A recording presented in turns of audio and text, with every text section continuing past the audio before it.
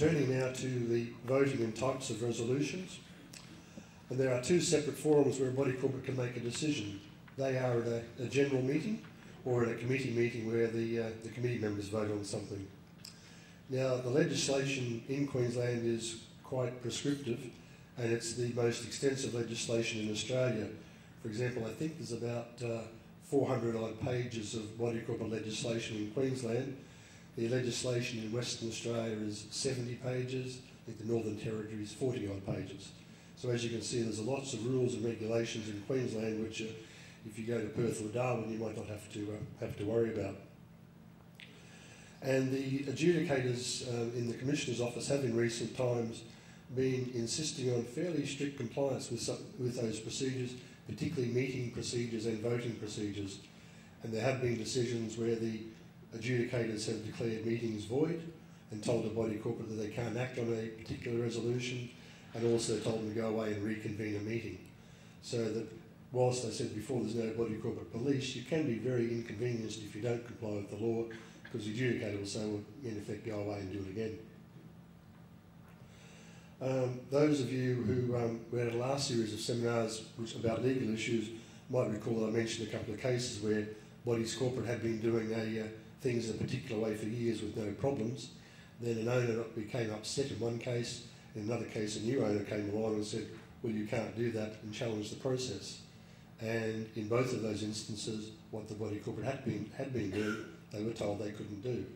And one of those is involved, I think it was 63 people voted, 62 wanted it done one way, one person said no, because it wasn't the correct way, that one person, their objection was upheld. So you do need to be careful that you are complying with the legislation in case somebody does come along and says, well, you can't do that anymore.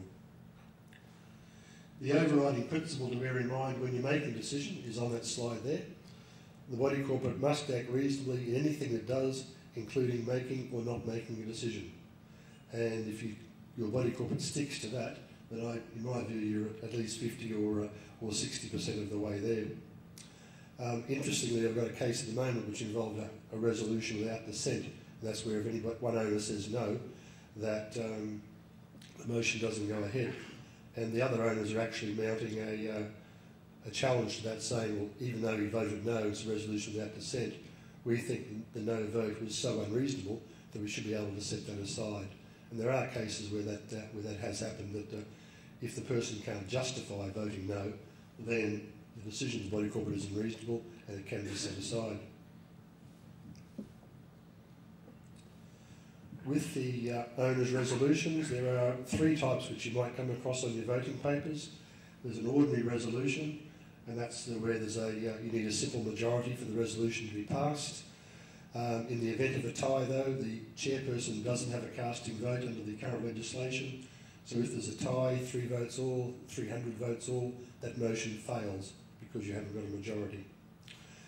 If you come to a special resolution, and you'll usually strike that one in your voting paper when you decide whether or not to have an audit. There are 3 arms to a special resolution.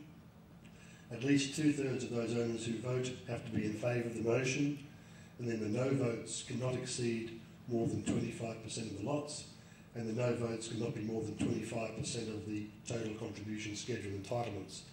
And unless you get up on all 3 of those arms, then that motion will fail. And finally, there is a resolution without dissent, and as it says there, if there's one no vote, then the motion fails. If you're ever involved in something in needing a resolution without dissent, my advice is that the committee should spend probably 6 to 8 months on a marketing campaign, explaining to owners what the resolution is all about, why you think it's a good idea, dealing with their questions and inquiries, because if you just send out a voting paper without any explanation, the easiest thing in the world is for one person to circle no, and it won't go ahead. And an important thing to note is that if you have a resolution without dissent, even owners who are not financial can vote. At any other motion, if you're not financial, you're not entitled to vote at the general meeting, but on a resolution without dissent, you can owe your body corporate the national debt and you're still entitled to vote. Turning now to committee meetings and how they make decisions. The committee can vote either at a formal meeting, where they all come together in the one room, or they can do it by votes outside of the committee meeting, which are commonly known as a flying minute. And I'll direct your attention that there are some subtle differences in how those votes are counted to get a decision of the committee. And I'll detail two situations for you for you to follow. If you have a committee of 7 members and they're all meeting together in the one room, then you need a majority of those voting members present to agree to the motion. So if you have 7 committee members, 5 of them come to the meeting, you've got a quorum, so you can proceed. If out of those 5 there are 3 in favour of a motion and 2 against it, you've got a majority of 3-2, that motion will be passed. If the same motion goes on a committee voting paper or a flying minute, so you've got 7 voting papers sent out, 5 owners send them in. With a flying minute or a committee voting paper, you need a majority of all the voting members to agree. So it's not just a majority of those who send in the voting paper, it's the majority of the total committee.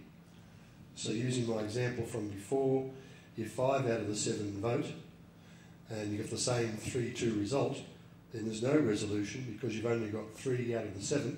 You don't have a majority of the voting members of the committee, so it fails.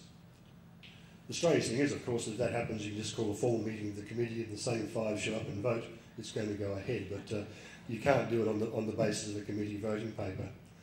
And the situation can also become complicated if you've got a committee member who's got a conflict of interest and can't vote. An example of that would be if you've got a formal meeting of the committee of 5 people, there are 4 present, including the person who's got a conflict, he can't vote. So out of the 4, the other 3 vote, you've got 2 for, 1 against, then that's carried on majority of 2-1. If those same 5 people want to vote on a committee voting paper and the person's got the same conflict, he can't vote. On the voting papers you've got the same result, 2-1, but you've only got 2 out of the 5, you haven't got a majority. So you've got to be very careful in counting if you're counting votes on the voting paper, because it's not the same as it is with a formal meeting.